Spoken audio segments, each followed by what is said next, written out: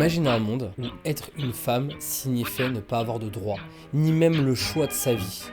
Ce monde-là, c'est pas une fiction, il est bien réel, et c'était il n'y a pas si longtemps que ça. Je vous pose le cadre.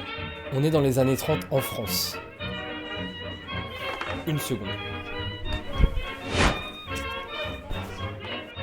Ah. On est un peu plus dans le thème. Est-ce que le nom de Suzanne Noël vous dit quelque chose? Suzanne Noël, c'était une femme chirurgienne esthétique, mais pas l'esthétique qu'on connaît maintenant. Pendant ces années-là, elle venait réparer les femmes qui avaient été défigurées, soit par la Première Guerre mondiale ou par la pauvreté. Elle a réparé des milliers de femmes. Dans un monde où l'apparence sociale primait, elle leur permettait de trouver une seconde chance pour se réinsérer socialement. Mais Suzanne Noël, elle s'est pas arrêtée là. En fait, elle a compris que pour que les femmes soient indépendantes, il faut qu'elles soient indépendantes financièrement. Donc ce qu'elle a fait, c'est qu'elle a créé des clubs où les femmes pouvaient trouver refuge et accompagnement. Et ça leur permettait d'accéder à des études supérieures et particulièrement des études de médecine. Ce qui donc leur permettait de avoir un emploi, même si à cette époque-là, être une femme et avoir un travail, c'était pas très bien vu.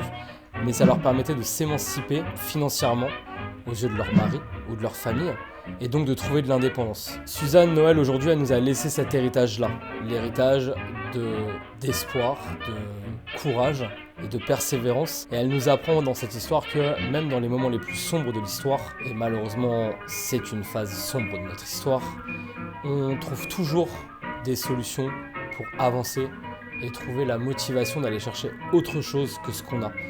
On n'est pas juste défini par notre cadre social ou financier. Elle nous apprend aussi qu'une personne déterminée, finalement, elle peut aussi changer la face de l'histoire et la face du monde. Et toi, tu la connaissais cette histoire?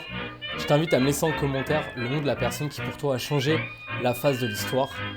N'oublie pas de t'abonner, surtout de partager la vidéo pour que l'histoire de Suzanne continue de poursuivre son chemin. Merci de m'avoir suivi, on se retrouve très vite, à la prochaine. 社長